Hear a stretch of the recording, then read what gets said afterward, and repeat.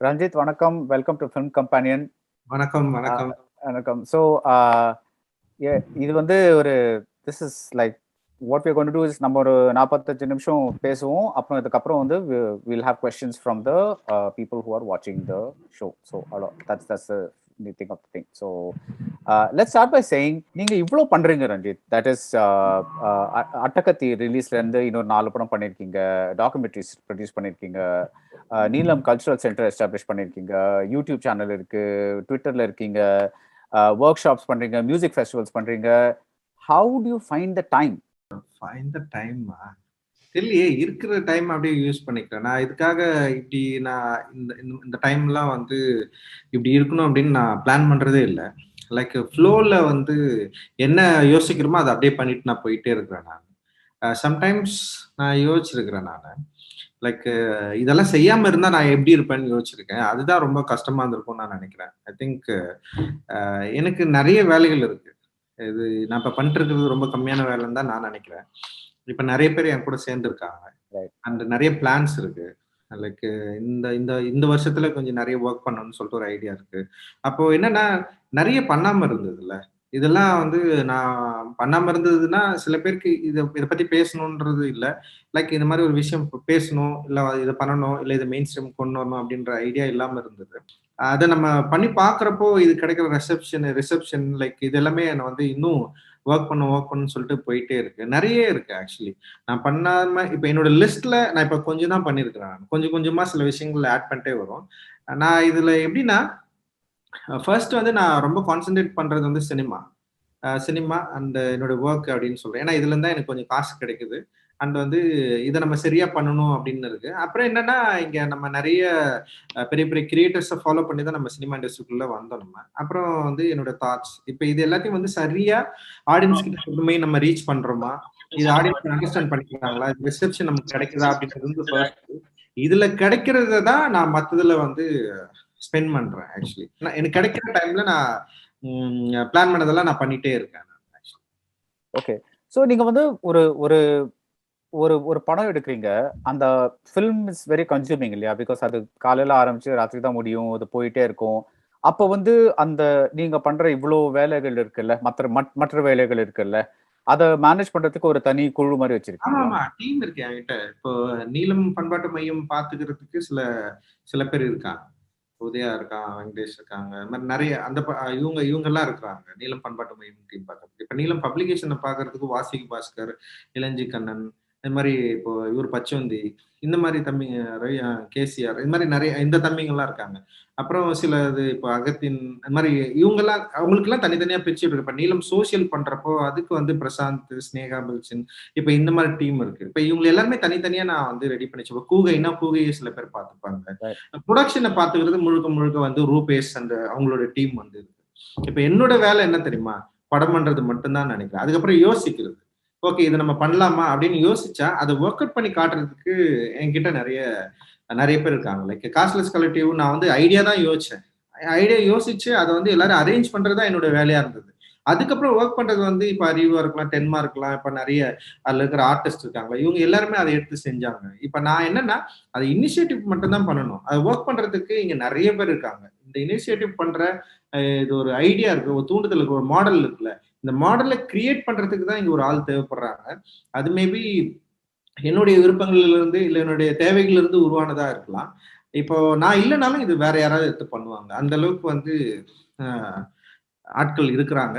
இன்னைக்கு ஒரு awareness create ஆயிருக்குன்னு நினைக்கிறேன். அது இப்ப அந்த மாதிரி ஒரு அரசியல் நம்பிக்கை தெளிவுடையவர்கள், இப்ப அரசியல் ரீதியா நான் பண்ற வேலையை சரின்னு நம்புறவங்க நிறைய பேர் என்னை நோக்கி வந்துட்டு இருக்காங்க. நாங்க எல்லாரும் சேர்ந்துதான் இதை பண்றோம். இப்போ இவ்வளவு பேர் இருக்காங்க, இவங்க வந்து வாலண்டியர்ஸா இல்ல ஒரு ஒரு நீங்க வந்து you look your self like ஒரு ஆர்கனைசேஷன் சொன்னீங்கல்ல, அந்த மாதிரி நீங்க வந்து ஒரு ஒரு ஒரு ஒரு லைக் அவங்களுக்கெல்லாம் கொஞ்சம் பெய்டு எம்ப்ளாயிஸ் மாதிரியா? How to they to this work? இல்ல, எல்லாருமே வாலண்டியர்ஸ் தான். அவங்களுக்கு நான் வந்து என்னால வெளியில குடிக்கிற அளவுக்கான பே தர முடியாது. டெஃபினட்டா எல்லாமே வாலண்டியர்ஸ் தான் ஒர்க் பண்றாங்க. ரொம்ப இன்ட்ரெஸ்டட் பீப்புள், எல்லாருமே ரொம்ப ஆர்வமா இங்க வந்து சமூகத்துக்கு ஏதாவது வந்து செய்யணும் அப்படின்னு சொல்லிட்டு வரவங்க தான் நிறைய பேர். ஆனா என்னால முடிஞ்ச ஒரு சம்பளமும் அவங்களுக்கு நான் தரேன். ஓகே. சோ அவங்க வந்து அவங்களுக்கு கிடைக்கிற டைம்ல they manage to they are working full time தான். full time. ஓ ஓகே ஓகே. ஒர்க் பண்றாங்க. ஆனா இது ஒரு டியூட்டியா நினைச்சு பண்றாங்க actually. Okay. It's amazing. It's amazing for any one person to be generating that kind of change and just doing so much. Ranjith, I want to ask you that you're a very determinedly political filmmaker, right? But despite that, your films never lose sight of the storytelling. So how do you maintain that delicate balance between being true to the story and being true to your politics? என்னன்னா இதுல 2 விஷயம் இருக்குது. ஒண்ணு வந்து என்னன்னா, நான் படித்த புத்தகங்கள் தான் என்னை வந்து ஃபர்ஸ்ட் ஷேப் பண்ணிருந்துச்சு. லைக் எனக்கு வந்து ஃபிலிம்ஸ் பெரிய ஆர்வம் இருந்தது இல்லை சின்ன வயசுல. ஆனா நான் எப்போ வந்து காலேஜுக்குள்ள என்னுடைய ஃபைனான்ஸ் காலேஜுக்குள்ள சேர்ந்தனோ அப்பதான் நான் ஃபர்ஸ்ட் ஃபிலிம் ஃபெஸ்டிவல் பார்க்குறேன்.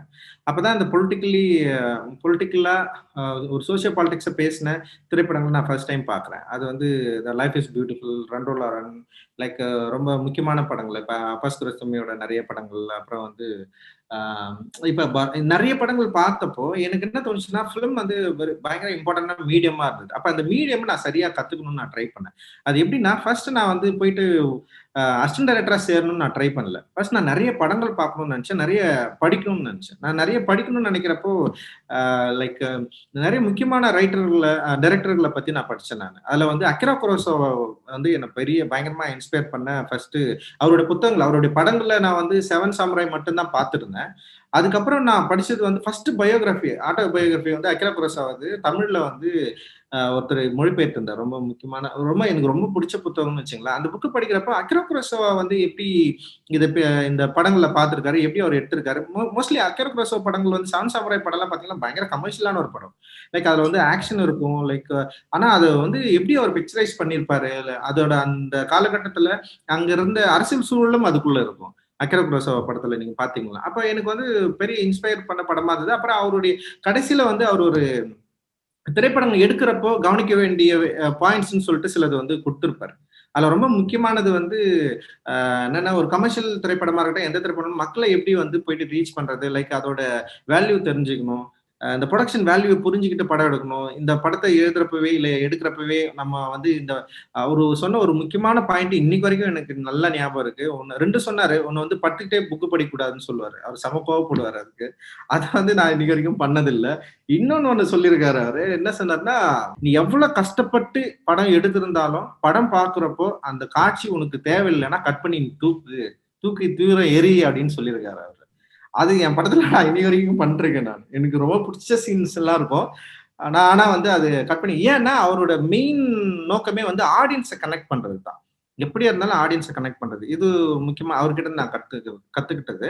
அதுக்கப்புறம் அந்த பிரான்சிஸ் ரோபர்ட் உடைய 400 ப்ளவுஸ் படம் எடுத்தவர், நிறைய பிரெஞ்சு நியூ வேவை கிரியேட் பண்ணவர். அவர் என்ன சொல்றாருன்னா, ஒரு திரைப்படம் எப்படி இருக்கணும், எப்படி ஆடியன்ஸ் போயிட்டு ரீச் ஆகும் அப்படின்னா, கம்யூனிகேஷன் அண்ட் எக்ஸ்பிரஷன் வந்து சம அளவுல இருக்கணும்னு சொல்றாரு. தொடர்பு கொள்ளுதலும் வெளிப்படுத்துதலும் சம அளவுல இருக்கிறப்போ நீ சொல்ற கதை ஆடியன்ஸை ஈஸியா வந்து கேப்சர் பண்ணும். ஆடியன்ஸ்க்கும் உனக்கும் ஒரு உரையாடல் நிகழும், 2 பேரும் ஒன்னா ஜெல்லாக முடியும் அப்படின்னு சொன்னாரு. இந்த பாயிண்ட் தான் என்னுடைய ஒட்டுமொத்த திரைக்கதை அமைப்புக்குமே வந்து மிக முக்கியமான சாலிடான பாயிண்டா அப்படின்னு நான் நினைக்கிறேன். இது வந்து ரொம்ப முக்கியமானது பிரான்சிஸ் ரோபர்ட் கிட்ட இருந்து நான் கத்துக்கிட்டது. அதுக்கப்புறம் மாவோ கிட்ட வரும். மாவோ நான் வந்து வாசிக்கிறப்ப மாவோ என்ன சொல்றாருன்னா, ஒரு கலை என்பது மக்களுடைய கலையா இருக்கணும் அப்படின்னு சொல்றாரு. அப்ப மக்களுடைய கலையா இருக்கணும்னா நீ மக்கள் கிட்ட போகணும், மக்களுடைய பிரச்சனைகளை தெரிஞ்சுக்கணும். அதாவது தூரத்துல இருந்து பார்க்காம மக்களோட மக்களா நீ இருக்கிறப்போ, மக்களோட பிரச்சனைகளை நீ புரிஞ்சுக்கிறப்போதான் மக்களுடைய சரியான பிரச்சனையை உங்களை வந்து திரைப்படத்துல சொல்ல முடியும்னு சொல்றாரு. இப்ப இது எல்லாம் கலந்ததுதான் என்னுடைய சினிமா. இதுதான் நான் வந்து ட்ரை பண்றேன். லைக் என்னுடைய சோசியோ பாலிடிக்ஸ், இங்க சமூகத்துல இருக்கிற அந்த சோசியோ பாலிடிக்ஸ் அண்டர்ஸ்டாண்ட் பண்ணிக்கிறது, அதை எப்படி வந்து சரியா எடுக்கணும்ன்றது அகிரா குரோசாவா கிட்ட கத்துக்கிட்டது. அது எந்த வகையில எந்த அளவுல சரிசமமா நம்ம பகிர்றது, லைக் எப்படி கனெக்ட் பண்றது அப்படின்றது வந்து பிரான்சிஸ் ரோபர்ட் கிட்ட இருந்து நான் கத்துக்கிட்டது. வெளிப்படுத்துதலும் தொடர்பு கொள்ளுதலும், இது 3 தான் என்னுடைய ஒட்டுமொத்த ஃபார்முலாவா நான் நினைக்கிறேன். அட்டகத்தி ரிலீஸ் ஆகி ஒரு ஆல்மோஸ்ட் 10 வருஷம் ஆக போகுது. இந்த 10 வருஷங்கள்ல இந்த ஃபிலிம் இண்டஸ்ட்ரியை பத்தி உங்களோட பிக்கெஸ்ட் மிகப்பெரிய புரிதல் என்ன? பிகாஸ் நீங்க வந்து இதுக்கு முன்னாடி கொஞ்சம் ஏரியா ஒர்க் பண்ணிருக்கீங்க. அப்ப வந்து நீங்க கொஞ்சம் டிஃப்ரெண்டா இருப்பீங்களா? ஐயோ நம்ம உங்களுக்கு எப்பவுமே நம்ம முதல் படம் பண்ணணும் அப்படிங்கிற எல்லாருக்குமே ஒரு ஏடிங்கிறப்போ ஒரு டிஃப்ரெண்ட் வியூ இருக்கும் ஸ்லைட்லி. பட் நீங்க வந்து ஒரு முதல் படம் பண்ணிட்டு அப்புறம் ரஞ்சித்தா ஆன அப்புறம் உங்களோட மிகப்பெரிய புரிதல் என்ன சொல்லுங்க? புரிதல் என்னன்னா, இப்பயும் வந்து நான் சரியா என்ன சொல்றது, எனக்குன்னு ஒரு திரைமொழிய நான் சரியா அண்டர்ஸ்டாண்ட் பண்ணிக்கிட்டு ஆடியன்ஸ் கிட்ட எப்படி கனெக்ட் பண்றது அப்படின்றதுல தான் இன்ன வரைக்கும் தொடர்ந்து தேடுதல் இருக்கிறதா நான் நினைக்கிறேன். லைக் வந்து என்னன்னா, நான் சார்பட்டா பரம்பரைக்கும் காலாவுக்கும் வித்தியாசமாலாம் ஒர்க் பண்ணல. ரெண்டுமே ஒரே டைப் ஆஃப் சினிமா தான். ஒரே மாதிரியான ஒரு இப்ப ரஞ்சித்ன்றவன் யாருன்றத உணர்ந்து அண்டர்ஸ்டாண்ட் பண்ணி எழுதுனது தான் ரெண்டுமே. ஆனா எனக்கு ரெண்டுத்துலயுமே ரெண்டு வேறு மாதிரியான வகைமைகள் கிடைக்குது. எனக்கு ரிவ்யூஸ் கிடைக்குது, அட்ராக்ஷன் கிடைக்குது, ரிசப்ஷன் கிடைக்குது. லைக் ஓகேவா, இப்படி கிடைக்கிறப்போ எனக்கு என்னன்னா வந்து இப்போ சார்பட்டா பரம்பரை இப்படி அண்டர்ஸ்டாண்ட் பண்றவங்க கலாவை எப்படி அண்டர்ஸ்டாண்ட் பண்ணிருப்பாங்க, கபாலியை எப்படி அண்டர்ஸ்டாண்ட் பண்ணிருப்பாங்க, மெட்ராஸ் எப்படி அண்டர்ஸ்டாண்ட் பண்ணிருப்பாங்க. லைக் ஆனா நான் வந்து என்ன பண்றேன்னா, ஒவ்வொரு முறையும் என்னுடைய சினிமாவை எப்படியாவது ஆடியன்ஸ் கிட்ட வந்து ரீச் பண்றதுக்கு நான் ட்ரை பண்ணிட்டே இருக்கிறேன். அதுதான் நான் வந்து ட்ரை பண்ணிட்டே இருக்கேனே தவிர வந்து இப்போ ஆனா நான் அசிஸ்டன்ட் டைரக்டரா வரப்போ எனக்கு ஒரு பயம் இருந்தது. இப்ப நம்ம பேசுற சினிமா எல்லாம் சரியா போய் ரீச் ஆகுமா, இங்க பேசுறதுக்கான ஸ்பேஸ் கிடைக்குமா அப்படிலாம் எனக்கு தோணுச்சு. லைக் நீங்க பாத்தீங்கன்னா அட்டகத்தி எல்லாம் அதோட ஸ்டார்டிங் தான் நான் நினைக்கிறேன். அட்டகத்தி வந்து ஒரு பயம் இருக்கு. ஆனா அதோட திரைக்கதை அமைப்புலயும் வந்து அதை காட்சிப்படுத்துனதுலயும் எனக்கு எந்த பயமும் இல்லை. ஆனா அதுல என்ன பயம்னா, இப்ப இந்த மாதிரி ஒரு லைஃபை சொல்றப்போ இது ஆடியன்ஸ் கிட்ட போய் சேருமா சேராதா அப்படின்ற ஒரு பயம் தானே தவிர, ஆனா அதை வந்து இப்படி சொன்னா டெஃபினட்டா ஆடியன்ஸ்க்கு வந்து அவங்க வந்து புரிஞ்சுப்பாங்க, ஏத்துப்பாங்கன்ற ஒரு நம்பிக்கை இருந்தது. அந்த நம்பிக்கை தான் இன்னைக்கு வரைக்கும் எனக்கு கொடுத்துட்டு இருக்குது. ஆனா அதே அதே அடிப்படையில ஒவ்வொரு திரைப்படமும் ஒவ்வொரு மாதிரியான விமர்சனங்களும் எனக்கு கொடுக்குது. எல்லாமே நான் ஒரே ஐடியாலஜி, ஒரே மைண்ட் செட்ல ஆடியன்ஸ்க்கு வந்து புரியணும் அப்படின்றதுக்காக தான் நம்ம வந்து எடுக்கிறோம். இதை வந்து அவங்க அக்செப்ட் பண்ணிக்கணும் அப்படின்றதுக்காக தான் நம்ம எடுத்துட்டு இருக்கோம். இன்னும் வந்து எனக்கு ரொம்ப நான் இதுதான் பண்ணுவேன், ஆடியன்ஸ் புரிஞ்சா புரிஞ்சுக்கிட்டும், புரிஞ்சுக்காம போனா பரவாயில்ல அப்படின்ற ஒரு மனநிலைக்கு நான் இப்போ வரைக்கும் நான் வரல. இப்போ கூட நான் எடுக்கிற திரைப்படங்கள் எப்படியாவது ஆடியன்ஸை ரீச் பண்ணிடணும், ஆடியன்ஸ் கிட்ட வந்து ஒரு டிஸ்கஷன் இதை கிரியேட் பண்ணணும், ஒரு உரையாடலை இது வந்து உருவாக்கணும் அப்படின்னு ஒரு நோக்கம் இருக்கிறதுனால டில் வந்து அவங்க கூட எப்படி நான் கனெக்ட் பண்றது, எப்படி அவங்க கூட ஜெல் பண்றது, இந்த லாங்குவேஜ் அவங்கள எப்படி வந்து அக்செப்ட் பண்ண வைக்கிறது அப்படின்ற ஒரு தேடுதல் ஒவ்வொரு படைப்புலையும் எனக்கு இருக்குன்னு நான் நினைக்கிறேன். இப்போ தியேட்டர்லாம் திறக்கிறாங்க, சார்பாட்ட பரம்பரை ஒரு தியேட்ரிக்கல் வெர்ஷன் பாக்குற சான்ஸ் இருக்கா? இல்லையே, நானும் அதுதான் விரும்புறேன். பிகாஸ் அந்த படம் வந்து பார்த்த உடனே ஃபர்ஸ்ட் அது என்ன தெரியும், ஐயோ இது தியேட்டருக்காக பண்ண படம், இது நெட்ஃபிளிக்ஸ்ல பார்த்துட்டு ஐ மீன் ஸ்மால் ஸ்கிரீன்ல பாக்குறோமே அப்படின்னு இருந்தது. But not பாசிபிள்ல.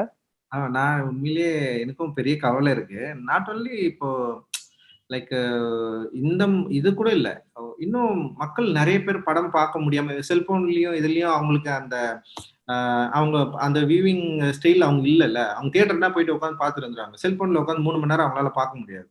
இல்ல டிவியில கூட 3 மணி நேரம் அவங்களால உட்காந்து பார்க்க முடியாதுல்ல. இப்ப அந்த மாதிரி மக்களுக்கு வந்து படம் பார்க்க முடியல அப்படின்றதுதான் என்னுடைய பெரிய பிரச்சனை. மேபி ஐ திங்க் ஒருத்தர் எனக்கு வந்து மெசேஜே பண்ணியிருந்தாரு, நீங்க யாருக்காக படம் எடுக்கிறீங்க, அவங்களே உங்க படம் பார்க்க முடியல அப்படின்னு சொல்லிட்டு. அது என்ன பயங்கரமா ஹர்ட் பண்ணுச்சு. லைக் ஆனா வந்து இந்த மாதிரி பேண்டமிக்கான ஒரு சூழல்ல இந்த மாதிரியான ஒரு விஷயங்கள் நடக்கிறப்போ வேற வழி இல்லாம லைக் அதே நேரத்துல இந்த ஃபார்மையும் நம்ம சரியா புரிஞ்சுக்கணும் அப்படின்னு நான் நினைக்கிறேன். ஓடிடி அப்படின்ற ஒரு பொது தொழில்நுட்பத்தையும் சரியா புரிஞ்சுக்கிட்டு இதை அண்டர்ஸ்டாண்ட் பண்ணி அப்படி மூவ் ஆன் பண்றதும் இன்னைக்கு ஒரு முக்கியமான வேலையா தான் இருக்கு. பார்ப்போம். ஆனா நானும் தியேட்டர்ல பார்க்கணும்னு ஆசைப்பட்டேன். டிவில இன்னும் ஒரு கூட ஃபுல்லா பார்க்கல நான். I would be first in line to see Sarpata on a big screen. It would be so amazing, and I'm sure everybody in the audience agrees with me. Ranjith, you're going to make your Hindi film debut with Birsa Munda. Now, 2 questions. Why do you want to make a film in Hindi?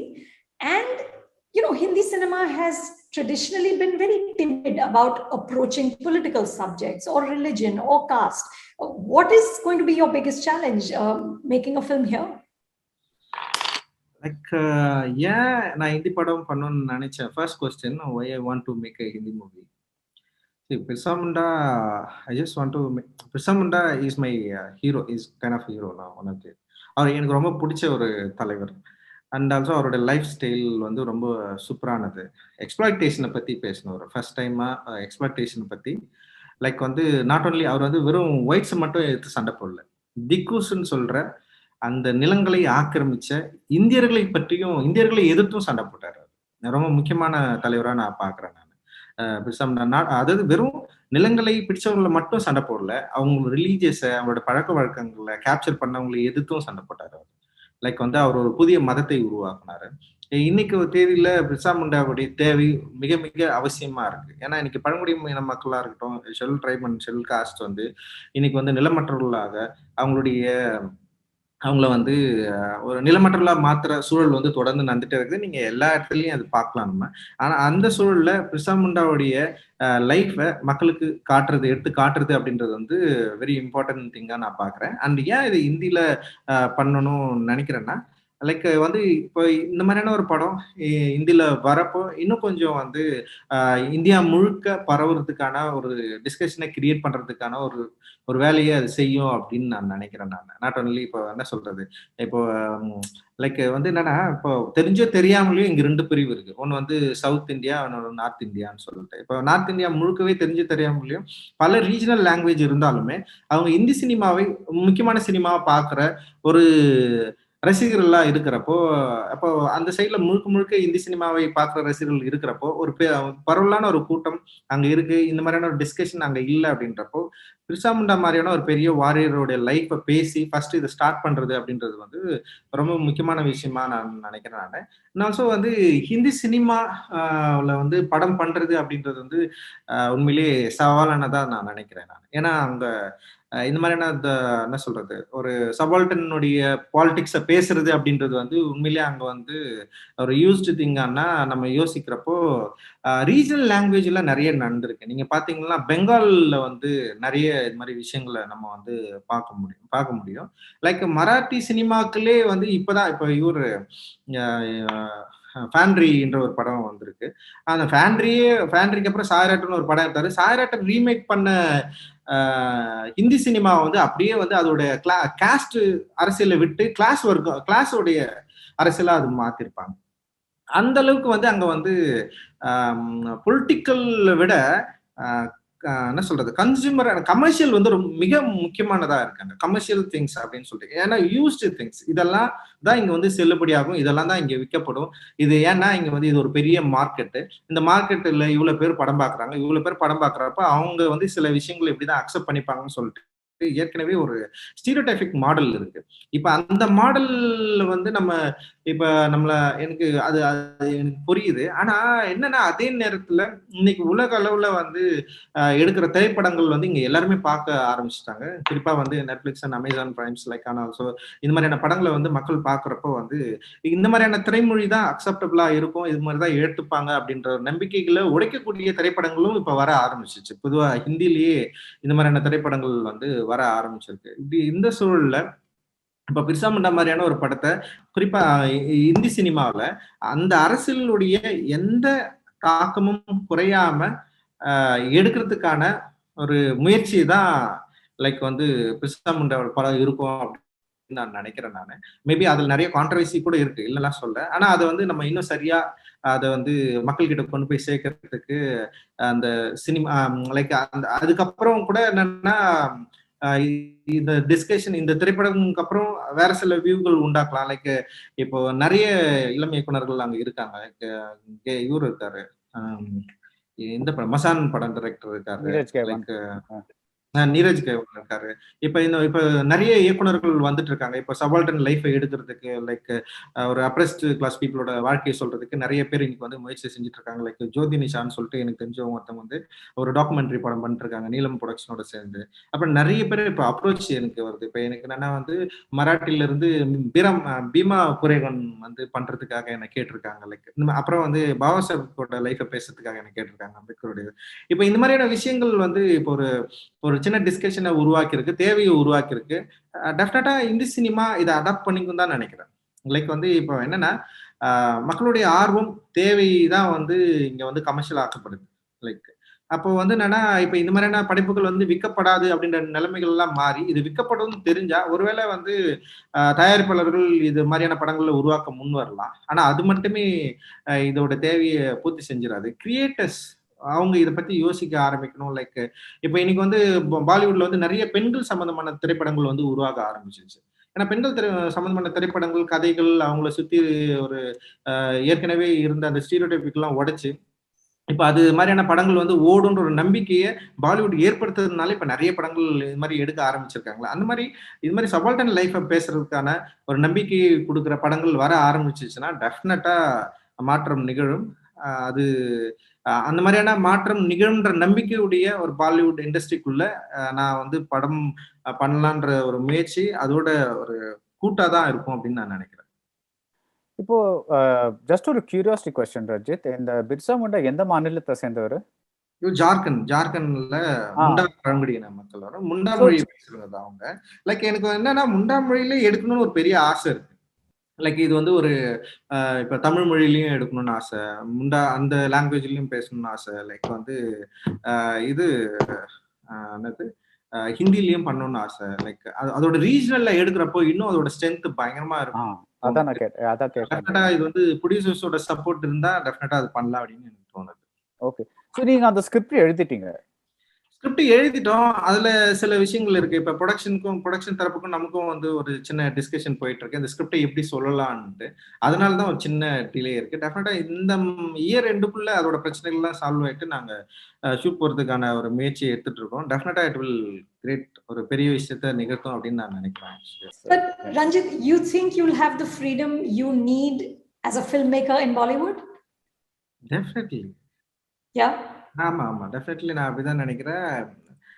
இப்போ என்னன்னா problem என்னன்னா ஏற்கனவே சில படங்கள் சில இமேஜை கொடுத்ததுனால சில படங்கள் வந்து, ஆனா பாலிவுட்ல அப்படி ஒரு படம் வந்து ஒரு பெரிய ஒரு டிஸ்கஷனை கிரியேட் பண்ணுச்சுன்னு எனக்கு தெரியல. ஆர்டிகல் 15 வந்தது. ஆர்டிகல் 15லயே சில ப்ராப்ளம்ஸ் இருக்கு. லைக் அது என்னன்னா திரும்பவும் வந்து ஒரு என்ன சொல்றது, ஒரு வெளியில இருந்து ஒருத்தர் வந்து காப்பாத்துற மாதிரிதான் அதை வந்து பண்ணிருப்பாங்க அதை. ஆனா அந்த படம் உண்டாக்குன டிபேட் ரொம்ப இன்ட்ரெஸ்டிங்கானது நான் நினைக்கிறேன். இந்த மாதிரி ஒரு மெயின் ஸ்ட்ரீம் சினிமால ஆர்டிகல் 15 கிரியேட் பண்ண டிபேட் ரொம்ப முக்கியமானது. பட் ஆனா திரும்பவும் அந்த படம் ஸ்டீரியோடைபிக்கான ஒரு இமேஜை தான் கிரியேட் பண்ணுது. ஆனா என்னன்னா என்னை பொறுத்த வரைக்கும் இந்த மாதிரியான ஒரு மாடல் அங்க இல்லைன்னு நான் நினைக்கிறேன். யாரும் ஒரு கிரியேட்டரோ இல்ல யாரோ ஒரு டிரெக்டரோ இல்ல ரைட்டர்ஸோ வந்து இப்ப இந்த மாதிரியான ஒரு ப்ராப்ளத்தை பேசி படம் எடுத்து ஒரு மெயின் ஸ்ட்ரீம்குள்ள ஒரு சக்சஸ்ஃபுல்லா ஒரு மாடல்ல கிரியேட் பண்ணாதனால மேபி எல்லாருக்குமே ஒரு சின்ன தயக்கங்கள் இருக்கலாம்.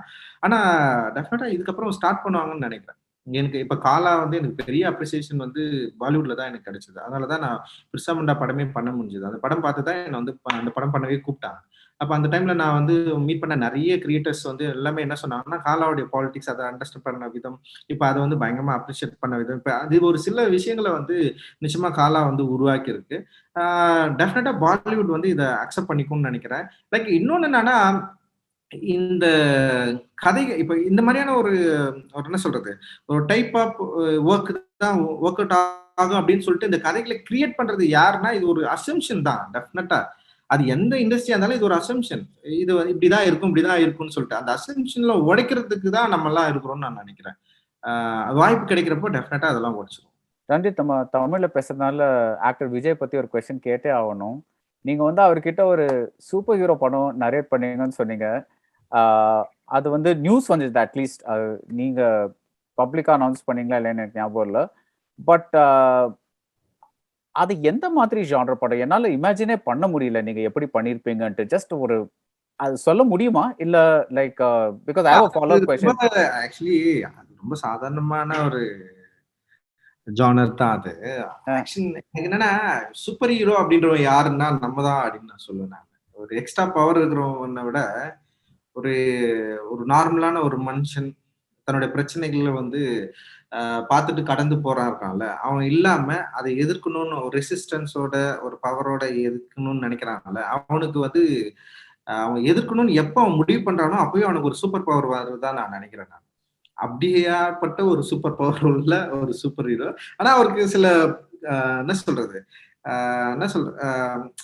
மேஜிக்கலாவோ இல்ல சரியலிஸ்டிக்காவோ பவர் இல்ல, அமானுஷ்ய சக்தி அதெல்லாம் இல்ல. அப்படி இல்ல அந்த மாதிரி படம் நான் பண்ண நினைக்கிறேன். அதான் நான் நினைச்சேன் என்ன சூப்பர் ஹீரோன்னு. எனக்கு இல்ல எனக்கு மேஜிக்கல் ரியலிசம் மேல பெரிய ஆர்வம் இருக்கு. லைக் பேர்ட்மேன் பாத்தீங்களா? பேர்ட்மேன்ல வந்து ஒரு செம்ம ஒரு அந்த என்ன சொல்றது ஒரு மேஜிக்கல் ரியலிசத்துல ரொம்ப அற்புதமான படம். லைக் அவனுக்கு ஒரு பவர் இருக்கிறதா அவன் நினைப்பான், செம்மையா இருக்கும். அதை நம்ம ஆடியன்ஸ் நம்ப வைப்பாங்கல்ல. இதுதான் நான் நினைக்கிறேன். இந்த விஷயத்த தான் நான் அதுக்குள்ள கொண்டு வரணும்னு நினைச்சேன். அண்ட் எனக்கு ரொம்ப பிடிச்ச படம் ஒண்ணு இருக்குது. ஒரு ஹாஸ்பிட்டல்ல ஒரு ஒரு பொண்ணு வந்து ஒரு கற்பனை பண்ணி பார்ப்போம். செம படம். பிளாக் அண்ட் ஒயிட்லயே இருக்கும். அது படம் பேர் நான் மறந்துட்டேன் நான். ஓகே. ஒரு ஹாஸ்பிட்டல்ல அந்த பொண்ணு இருக்கும். ஒரு ஹார்ஸ் ரைடர் வந்து அந்த ஹாஸ்பிட்டலுக்கு வருவான் அவன். ஆக்சிடென்ட் ஆயிட்டு வருவான். அப்ப அந்த பொண்ணு வந்து ம் அதோட பிரச்சனைகள வந்து அதுகிட்ட இருக்கிற பொம்மைங்களலாம் வந்து சூப்பர் ஹீரோவா அது ஒரு கதையா மாத்தி சொல்லிட்டே இருக்கும். அப்ப அவன பார்ப்பான். பார்த்தோனே அந்த பொண்ணு வந்து சூப்பர் ஹீரோவா அவன கற்பனை பண்ண ஆரம்பிக்கும். ஓ! செமையா இருக்கும் அது. அந்த மாரி தான் நான் சொல்றேன். நான் அப்படி சொல்றேன் நானு. இது கற்பனைக்கும், நிஜத்துக்கும் ஒரு லிங்க் இருக்கிற ஒரு படம். Like okay. இது முழுக்க முழுக்க கற்பனையா இருக்காது ஆக்சுவலி அது. ஓகே. ஸோ ஒரு 2 படம் நீங்க ரஜினிங்கிற சூப்பர் ஹீரோவோட super star of course is super hero also. But 2 super ஸ்டாரோட பண்ணியிருக்கீங்க. ஆ இதுக்கப்புறம் ஒரு ஒரு ஒரு பெரிய ஸ்டாரோட படம் பண்றது, ஆ உங்களுக்கு ஒரு இது வந்திருக்கா? ஒரு ஒரு ஒரு ஐ மீன் அப்பவே உங்களுக்கு கான்ஃபிடன்ஸ் இருந்தது. அதனால தான் அந்த 2 படம் பண்ணீங்க. பட் ஆர் தேர் லைக் இப்போ வந்து இன்னொரு பெரிய ஸ்டார் வச்சு பண்ணோம்னா, என்ன பண்ணணும்? என்ன பண்ணக்கூடாதுன்னு ஏதாவது ஒரு ஒரு லேர்னிங்ஸ் இருக்கா அந்த 2 படங்கள்ல இருந்து? லேர்னிங்ஸ் இப்போ அவங்களுக்கு தான் லேர்னிங்ஸ் இருக்கணும்னு நான் நினைக்கிறேன். ஐ திங்க் ரஞ்சித் கூட படம் பண்ணா இதுதான் வரும். இதுக்கு மேல வராதுன்னு அவங்க நம்பினாங்கன்னா என்கிட்ட வரலாம். இல்லைன்னா வரமாட்டாங்கன்னு நினைக்கிறேன். நான் அப்படிதான் நினைக்கிறேன். நான் இதுக்காக நான் திரும்பவும் எனக்கு சார்பட்டா பரம்பரை கொடுத்துருக்க கான்பிடென்ட்டே அதுதான். ஆமா. ஆமா. எனக்கு வந்து என் ரைட்டிங் மேல ஒரு பெரிய கான்பிடென்ட் வந்து சார்பட்டா பரம்பரை கொடுத்துருக்கு. இப்ப என்கிட்ட அதுக்கப்புறம் படம் பண்ண வரவங்க என்னுடைய 5 படங்கள பார்த்துட்டு தான் வரப்போறாங்க. பார்க்காம வந்து வெறும் வெற்றியை மட்டுமே நம்பி என்கிட்ட வர முடியாது. சார்பட்டா பரம்பரை இந்த அளவுக்கு ரீச் ஆனாலுமே கூட, அதுல ஒரு ஹீரோவ நான் எப்படி ஹேண்டில் பண்ணியிருப்பேன்னு அவங்க வந்து பார்த்திருக்கலாம். லைக் மல்டிபிள் கேரக்டர்ஸ நான் எப்படி வந்து இம்பார்ட்டன்ஸ் குடுத்திருப்பேன்னு பார்த்திருக்கலாம். லைக் இதுதான் வந்து என்னுடைய பலமா நான் நினைக்கிறேன். அப்போ வந்து டெஃபினட்டா என்கிட்ட வர ஹீரோக்கள் தான் இத யோசிச்சு வருவாங்கன்னு நான் நினைக்கிறேன். ஏன்னா நெறைய பேர் இன்னைக்கே என்கிட்ட வந்து இந்த படம் ரிலீஸ் ஆனதுக்கு அப்புறம் டாப் மோஸ்ட் எல்லாருமே என்கிட்ட பேசியிருக்காங்க. எல்லாருமே படம் பண்ணலாம்னு சொல்லியிருக்காங்க. ஆனா நான் எந்த முடிவுமே எடுக்கல. நான் வந்து நட்சத்திரம் நகர்கிறது ஷூட்டிங்ல இருக்கேன். இது படம் முடிக்கலாம்னு சொல்லிட்டு நான் வந்துட்டேன் நானு. அதனால அவங்க தான் யோசிக்கணும். நாம இவங்க கிட்ட வேலை செஞ்சா நம்ம சரியா காட்டுவோமா இல்லையான்னு சொல்லிட்டு. ஆனா எனக்கு நம்பிக்கை இருக்கு. என்ன நம்பி வர ஹீரோக்கள என்னுடைய கதாபாத்திரங்களா மாத்தி மக்கள் கிட்ட வந்து இன்னும் வந்து சரியா கொண்டு போயிட்டு அவங்கள அந்த கதாபாத்திரமாவே உழவ முடியும் அப்படின்னு நான் ஒரு நம்புறேன் நான். ரஜித், இப்போ உங்களுக்கு ஹீரோக்கள் தேவையா? பிகாஸ் இப்போ சார்பட்டா பாத்தீங்கன்னா, அது அது எனக்கு என்னமோ அது தியேட்டர் ரிலீஸ் ஆனா 100% சக்சஸ் ஆயிருக்கும்னு நினைக்கிறேன். பிகாஸ் அது அப்ரிஷியேட் பண்ணாதவங்களே கிடையாது. அது அது அது சில டைரக்டர்ஸ்க்கு அந்த இது இருக்கும்ல. தட் இஸ் அவங்க இருந்தாலே ஒரு ஒரு அவங்க தான் ஹீரோ. லைக் அவங்க இருந்தாலே போதும். அவங்களுக்கு வந்து தனியா ஒரு ஒரு ஹீரோங்கிற இது சப்போர்ட் இல்ல. நீங்க அந்த லெவலுக்கு வந்துட்டீங்க. Do you still think you need like big stars அந்த மாதிரி? நான் அப்படி தோணல. இட்ஸ் டிமாண்ட் ஸ்கிரிப்ட் தான் டிமாண்ட் பண்ணுது. ஸ்கிரிப்ட் என்ன டிமாண்ட் பண்ணுது அதான் ஸ்கிரிப்ட் ஒரு புரொடக்ஷன் வேல்யூவை டிமாண்ட் பண்ணுது. ஸ்கிரிப்ட் சில ஆர்டிஸ்ட டிமாண்ட் பண்ணுது. அந்த மாதிரி ஸ்கிரிப்ட் ஆர்டிஸ்ட டிமாண்ட் பண்ணா அந்த ஆர்டிஸ்ட் உள்ள வரப்போ அதோட ப்ரொடக்ஷன் வேல்யூ என்ன டிமாண்ட் பண்ணுதுன்னா, இப்போ ஒன்றும் இல்லை. இப்போ நான் வந்து சார்பட்டா பரம்பரை உண்மையிலேயே வந்து அட்டகத்தி முடிச்சதுக்கு அப்புறம் தினேஷ் வச்சுதான் பண்ணணும்னு நான் நினைச்சேன். அப்போ சிவகுமாருக்கும் எனக்கும் இது பண்ணலான்னு முடிவு பண்றப்ப ஏதோ சில விஷயங்களால அது தடைப்பட்டு போயிடுச்சு. உடனே நான் வந்து ஸ்டுடியோ கிரீன் போறேன். ஸ்டுடியோ கிரீன் போன உடனே வந்து அவங்க கார்த்தி சாருக்கு இதை பண்ணலான்னு கேட்கிறப்போ வந்து எனக்கு ஒரு ப்ரொடக்ஷன் வேல்யூ கிடைச்சது. சரி, ஓகே, இவரை வச்சு நம்ம இதை பண்ணோம்னா இவ்வளவு பட்ஜெட் எனக்கு கிடைக்கும், இதனால ஈஸியா பண்றோம். அப்படிதான் இது வந்தது. கடைசியா லாஸ்டா சார்பட்ட பரம்பரை வந்து திரும்பவும் நான் வந்து இவங்கள வச்சே போலான்னு நினைச்சேன் நான். இப்போ ஒரு சில இடங்கள்லாம் போயிட்டு வந்ததுக்கு அப்புறம் சரி ஓகேடா நம்ம பசங்களை வச்சே பண்றோம்டான்னு சொல்லிட்டு நான் வந்து திரும்ப அவங்ககிட்ட எல்லாம் பேசி ரெடி பண்றப்போ அந்த பட்ஜெட்டை ஒர்க் அவுட் பண்ணி பார்த்தா ஆர்டிஸ்ட் டைரக்டர் சம்பளம் இல்லாம கிட்டத்தட்ட 14 crores தேவைப்படுது. அப்போ இந்த 14 crores யார் தருவாங்க அப்படின்னு கேக்குறப்ப ஆர்டிஸ்ட் உள்ள வராம யாருமே தரமாட்டாங்கல்ல. இப்போ என்ன யோசிக்கிறேன்னா சரி ஓகே, இது இப்ப யாரு ஆர்டிஸ்ட் உள்ள வந்தா இவ்வளவு காசு வரும் அப்படின்னு நினைக்கிறப்போ சரி அந்த டைம்ல வந்து தொடர்ந்து வந்து நமக்கு வந்து ஆர்யா வந்து இதுல பண்ணணும்னு சொல்லிட்டு இன்ட்ரெஸ்டா கேட்குது. சரி, ஆர்யா மாதிரியான ஒரு ஆள் வந்தாருன்னா இது ப்ரொடக்ஷனும் கரெக்டா இருக்கும். அவரு வரப்போ இந்த கேரக்டரையும் நம்ம வந்து கரெக்டா சொல்ல முடியும்னு ஒரு நம்பிக்கை வரப்போதான் நம்ம அதை நோக்கி போறதா இருக்கு. அப்போ வந்து என்னன்னா இதுல சில என்ன சொல்றது ப்ரொடக்ஷன் வேல்யூ வந்து ரொம்ப முக்கியமான ஒரு இடத்த இது வகிக்குது அப்படின்னு நான் நினைக்கிறேன். இப்போ இந்த கதையை பத்தி இப்போ வந்து நான் வந்து நட்சத்திரம் நகர்கிறது எடுக்கிறேன். இது எனக்கு எந்த கவலையும் இல்லாம நான் ஒரு படம் எடுத்துட்டு இருக்கேன். எனக்கு பிடிச்சவங்க, எனக்கு இந்த கதைக்கு யார் தேவையோ அவங்களை கூப்பிட்டு நான் வந்து காசு பண்ணி பண்ணிட்டு இருக்கேன். ஏன்னா இந்த கதை வந்து அப்படி ஒரு டிமாண்ட் பண்ணல. அண்ட் ப்ரொடக்ஷனையும் அவ்வளவு பெரிய வேல்யூவும் இதுக்கு தேவைப்படல. இது கதைக்குன்ட்டு ஒரு வேல்யூ இருக்கு. அதனால வந்து நான் தைரியமா நான் போறேன். இதுக்கப்புறம் எடுக்க போற படங்களும் அப்படிதான் அப்படின்னு நான் நினைக்கிறேன். இப்ப நீங்க பிர்சா முண்டா படம் எடுத்தீங்கன்னா கிட்டத்தட்ட 100 கோடி ரூபாய்க்கு மேல எனக்கு தேவைப்படுது ப்ரொடக்ஷன் மட்டுமே. அப்ப நான் வந்து 100 கோடி ரூபாய். ஆனா இப்ப ஹாலிவுட்ல வந்து இது இருக்கு. ஹாலிவுட்ல வந்து ஒரு பெரிய டைரக்டர்னா அவரை நம்பி இவ்வளவு காசு போடுறதுக்கு ப்ரொடக்ஷன் வந்து இறங்குறதுக்கு யாருனாலும் வந்து அவங்க காசு பண்ணுவாங்க. லைக் லைஃப் ஆஃப் பை படம் பாத்தீங்கன்னா பெரிய விஷுவல் எஃபெக்ட்ஸ் படம். ஆனா ஒரு சின்ன பையனை நம்பி தான் படம் பண்ணியிருப்பாங்க. அதுல வந்து ஒரு நோன் ஆர்டிஸ்ட் இருப்பாரு. அவரும் இந்தியாவை சேர்ந்தவரா இருப்பாரு. அவருக்கும் பெரிய கமர்ஷியல் வேல்யூ இல்லை. இந்தியாவிலேயே நீங்க வந்து அதை எடுத்துக்கலாம். அப்போ அந்த படத்தை வந்து இவ்வளவு காசு பண்ணி பண்றதுக்கு அந்த கதையை அவங்க பயங்கரமா நம்புறாங்க. அந்த ப்ரொடக்ஷன் கம்பெனி நம்புது, அந்த டிரெக்டர் நம்புது. டெஃபினட்டா இதை ஆடியன்ஸ் கிட்ட ரீச் பண்ண முடியும்னு நம்புறாங்க. இப்ப அந்த மாதிரியான ஒரு சூழல் இந்தியாவில இருக்குதானா? இல்ல, டெஃபினட்டா இல்ல. சோ ஸ்டார்ஸ் கொஞ்சம் சிறு சமயம் வேண்டியிருக்கு. வந்து உள்ள வந்தாங்கன்னா அவங்க என்னன்னா மினிமம் கேரண்டியை எதிர்பார்க்கறாங்க. டெஃபினட்டா ஒரு ஸ்டார் உள்ள வந்தாருன்னா இந்த படத்தை நம்மளால வித்துற முடியும்ன்ற ஒரு நம்பிக்கை இங்க வந்து ப்ரொடக்ஷனுக்கு வரணும். ஏன்னா இங்க ப்ரொடக்ஷன் வந்து இண்டிவிஜுவலா தான் இயங்குறாங்க. இது வந்து ஒரு என்ன சொல்றது சிஸ்டம் மாதிரி இல்ல, ஒரு கம்பெனியா இங்க இல்ல, ஷேரா இங்க இல்ல. அப்படி இருக்கப்போ இங்க என்ன பிரச்சனைனா ஒரு தனிநபர் வந்து தீர்மானிக்கிறாரு. இப்போ ஒரு லாஸை வந்து அவரு தான் ஏத்துக்க வேண்டியது இருக்கு. புரியுதுங்களா? அப்ப லாஸ் வந்து ஒட்டுமொத்தமா ஒருத்தர் ஏத்துக்கிறப்போ அவருக்கு ஒரு சின்ன பேக்கப் தேவைப்படுது இல்ல. இது ரொம்ப முக்கியமான ரோலா நான் பாக்குறேன். நான் ஆர்டிஸ்ட் உள்ள. So Ranjith, who's on your wish list for Birsa Munda? Who would you like?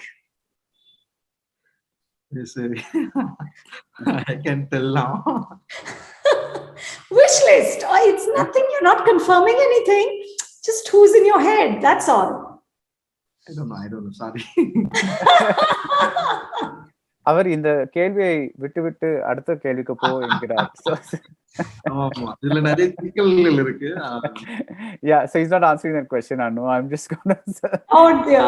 Okay, Ranjith, do you feel that you have solid commercial instincts? Like, because cinema is as much commerce as it is art.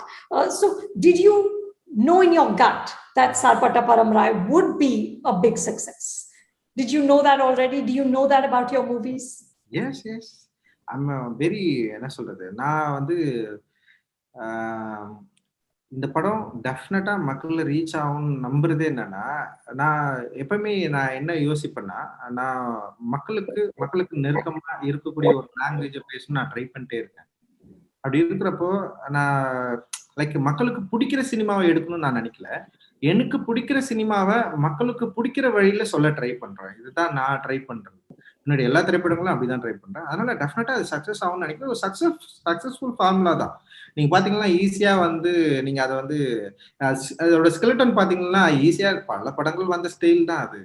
புதுசாலாம் ஒண்ணும் இல்லை. ஆனா என்னன்னா அதை வந்து என்னுடைய ஸ்டைல்ல எனக்கு சில விஷயங்கள், இப்ப நீங்க ஃபர்ஸ்ட் ஹாஃப் ஃபுல்லா லவ்வே இருக்காது, செகண்ட் ஹாஃப்ல தான் வரும். செகண்ட் ஹாஃப்ல அதுவும் வந்து ஃபர்ஸ்ட் 30 மினிட்ஸ் இருக்காது செகண்ட் ஹாஃப்ல. அதுக்கப்புறம் தான் வந்து பொண்ணு அவங்களோட இது எல்லாமே வரும்னு வச்சுங்களேன். அதுக்கப்புறம் பாத்தீங்கன்னா வில்லனை முன்னாடியே சண்டை போட வச்சிருவேன். இதெல்லாம் வேணும்ட்டே பண்ணது. ரெகுலர் சினிமாவில் ஒண்ணு பண்றாங்களா அதை அப்படியே பிரேக் பண்ணணும்னு பண்ணது.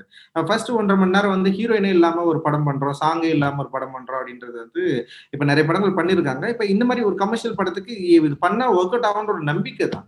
டெஃபினட்டா நம்பிக்கை இல்லாம நான் எழுத முடியாது. இன்னொன்னு, நான் முழுக்க ஆடியன்ஸை கனெக்ட் பண்றதுக்காகவே நான் படம் எடுத்துட்டு இருக்கிறேன். காரணம் என்னன்னா, நான் பேசுற பாலிடிக்ஸ் வந்து ஒரு ஆர்ட் ஹவுஸ் மூவியாவோ இல்ல ஏதோ குறும் ஏரியாவில் வந்து டிஸ்கஷன் பண்றதாவோ மாறிடக்கூடாது. I just want to connect mainstream audience. I just want to go with mainstream flow. அதுதான் என்னுடைய மெயின் கன்சர்னே ஆக்சுவலி. அதனால வந்து அந்த மாதிரி ஸ்டைல்ல தான் நான் எழுதிட்டு இருக்கேன். மேபி சில அண்டர்ஸ்டாண்டிங் மாறுது என்னோட ரைட்டிங்ல. நீங்க பாத்தீங்கன்னா லைக் வந்து அட்டகத்தியா இருக்கட்டும், நான் அதான் சொல்றேன், இதுதான் இந்த ஃபார்ம் தான் ஆடியன்ஸ்க்கு பிடிக்கும் நம்புறது இருக்குது இல்ல, அதை நான் முற்றிலுமா வந்து மறுக்கிறேன். ஆனா அதோட உணர்வை நான் புரிஞ்சுக்கிறேன். உணர்வு தான் ரொம்ப முக்கியம்னு நினைக்கிறேன். இப்போ ஒரு ஹீரோ திருப்பி அடிக்கிறான்றது ஆடியன்ஸ் கை தட்டுறாங்கல்ல, அந்த ஆடியன்ஸ் கை தட்டுற அந்த மனநிலையை நான் புரிஞ்சுக்கிறேன். அது ஒரு எதிர்ப்பு நிலையை. அப்ப அந்த எதிர்ப்பு நிலையை நான் வேற ஒரு ஃபார்மா என்னோட திரைப்படங்களை வந்து உருவாக்க நான் ட்ரை பண்றேன். புரியுதுங்களா உங்களுக்கு நான் என்ன சொல்ல வரேன்னு சொல்லிட்டு? லைக் வந்து ஒரு ஹீரோ ஒரு ஹீரோயினியே இல்ல ஹீரோயின் ஒரு பிரச்சனை வருதுன்னா அந்த பிரச்சனையே சரி பண்றதுக்கு அவங்க முயற்சி பண்றது வந்து எல்லா கமர்ஷியல் சினிமாவிலும் இருக்கு. அந்த பிரச்சனையை சரி பண்ற அந்த முயல்கிற அந்த தன்மையை நான் புரிஞ்சுட்டு அதை என்னுடைய சினிமாவில் அப்ளை பண்றேன். அதே மாதிரியான காட்சி அமைப்பையோ அதே மாதிரியான ஒரு ஸ்டீரியோடைபிக் ஃபார்முலாவையும் நான் பண்ணல. அந்த தன்மையை தான் நான் உணர்ந்து அதை நான் எனக்கு ஏற்ற மாதிரி நான் பயன்படுத்திக்கிறேன் அப்படின்னு நான் நினைக்கிறேன். அதனால என்னுடைய திரைப்படங்கள் டெஃபினட்டா ஆடியன்ஸை ரீச் ஆகும்ன்ற நம்பிக்கை. Well, because Sarpata Paramra, like the boxing movie, is the most cliched in a sense. Yes. But you put in things that we had never seen before. I've never seen a training montage on where the hero is digging for crabs, and I'd never seen. So you reinvented it, which was so wonderful about the film. You did not tell me about who you want in Birsa Munda, but what can you tell us about the love story that is your next film? Love story அது வந்து ஒரு multiple stories பண்ணிருக்கேன். Not only அது வந்து ஒரு single story கிடையாது, multiple love பத்தி நான் பேசிட்டு இருக்கேன். அண்ட் அது ஒரு எனக்கு என்னுடைய ஃபிலிம் கேரியர்ல ஒரு முக்கியமான ரைட்டிங்கோட இருக்கிற ஒரு படமா நான் நினைக்கிறேன். அண்ட் வந்து என்னன்னா இதுவும் அப்படிதான், ஒரு என்ன சொல்றது, ஆடியன்ஸை கனெக்ட் பண்ற ஒரு முயற்சி தான் இது. ஆனா வேற வழிகளில் நான் கனெக்ட் பண்ண ட்ரை பண்றேன். ரெகுலர் சினிமா ஒரு மொழியில இருந்து விலகி வேற ஒரு கதை சொல்லல் முறையில மல்டிபிள் லவ் ஸ்டோரிஸை ஆடியன்ஸ் கிட்ட கனெக்ட் பண்றதுக்கு நான் ட்ரை பண்றேன். ஆனா எமோஷன் ஒண்ணுதான். எமோஷன் என்னன்னா காதலும் காதலியும் ஒண்ணு சேரணும். லைக் இல்லைன்னா இந்த காதல்களை நம்ம சரியா ஆடியன்ஸ் கிட்ட பண்ணணும், அந்த உணர்வை வந்து அண்டர்ஸ்டாண்ட் பண்ணணும், இதுதான் அதுல இருக்கும். ஆனா இதுல பேசப்படுற என்ன சொல்றது, பேக்ட்ராப்ஸ், இந்த லைஃப், இது எல்லாமே கொஞ்சம் இன்ட்ரெஸ்டிங்கா இருக்கும்னு நான் நினைக்கிறேன் ஆக்சுவலி. ஸோ அவங்க ஆக்சுவலி இதை பற்றி கேட்டாங்க, அந்த அந்த கிராப் சீக்வன்ஸ் ரொம்ப டிஃப்ரெண்ட்டாக பண்ணியிருந்தீங்கன்னு. எனக்கு அதில் வந்து அது அந்த நீய ஒளி பாட்டில் தானே வருது. நீங்கள் வந்து நம்ம கடைசியில் பேசும்போது நீங்கள் என்ன சொல்லியிருந்தீங்கன்னா, உங்களுக்கு இந்த பௌத்த மத டீச்சிங்ஸ் மேலே ஒரு ஈர்ப்பு நிறையா வந்திருக்கு. இப்போ ரீசெண்டாக நிறையா படிக்க ஆரம்பிச்சிருக்கீங்க, நிறையா இது பண்ணியிருக்கீங்கன்ட்டு. இது வந்து Ranjith the person and Ranjith the film மேக்கரை எப்படி மாற்றியிருக்கு? இப்ப ரஞ்சித்ன்ற பர்சன் உருவானதே இந்த சொசைட்டினால தான். இல்லைன்னா ரஞ்சித் நார்மலான ஒரு பையனா, லைக் அவனுக்கு இயல்பா தோன்ற ஒரு ஓவியம் தான் அவனுக்கு இயல்பா தோணுச்சுன்னு வச்சுங்களேன், அவன் படம் வரைஞ்சிட்டு போயிட்டு இருக்கலாம். ஆனா ரஞ்சித் ஓவியத்துல இருந்து ஏன் சினிமாவுக்கு வரணும்னு தோணுச்சுன்னா, இந்த சொசைட்டி கிரியேட்ஸ் ரஞ்சித். சொசைட்டி வந்து அர்ஜ் பண்ணுது, அவனை புஷ் பண்ணுது. ஏன் புஷ் பண்ணுதுன்னா, எங்க அவன் கனெக்ட் பண்ணிக்கிறான்னா, அவன் இது வரைக்கும் வாழ்ந்த லைஃப்ல அவனுக்கு நடந்த விஷயங்கள் எல்லாத்தையும் அவன் ரீட் பண்றப்போ, படம் பார்க்குறப்போ அதை அவன் கனெக்ட் பண்ணிக்கிட்டான். கனெக்ட் பண்ணிக்கிட்டப்போ இது எல்லாமே தான் அவனை வந்து உந்து தள்ளி ஒரு விஷயத்த செய்ய வைக்குது. லைக் ஓகேவா, அதே தான் இப்ப நான் நம்புற பிலாசபியும் எனக்குள்ள சில விஷயங்களை உருவாக்கி அவனை என்ன பண்ணுதுன்னா, நீ இதை பேசு, உன்னுடைய ஆர்ட் வழியா, உன்னுடைய கிராஃப்ட் வழியா இதை பத்தி பேசு அப்படின்னு சொல்லுது. அப்ப நான் அப்படின்றவன் வந்து நான் பேசாம இருந்தா நானே கிடையாது. இப்ப நான் வந்து மேபி வந்து நான் இறந்துட்டேன்னு வச்சுங்களேன், என்னோட உடல் என்னவா இருக்குன்னா வந்து அது அவ்வளவுதான், ஒண்ணுமே கிடையாது. அப்ப ரஞ்சித்ன்றவன் யாருன்னா, நான் பேசுற கருத்துக்கள் தான் ரஞ்சித். நான் யாருன்னு நான் ஷோ பண்ணிக்கிறேன்ல. ரஞ்சித் வாயிலிருந்து அவனுடைய குரல்ல இருந்து வர சத்தம் இருக்குதுல்ல, சவுண்ட் இருக்குதுல்ல, அதுதான் ரஞ்சித் ஆக்சுவலி.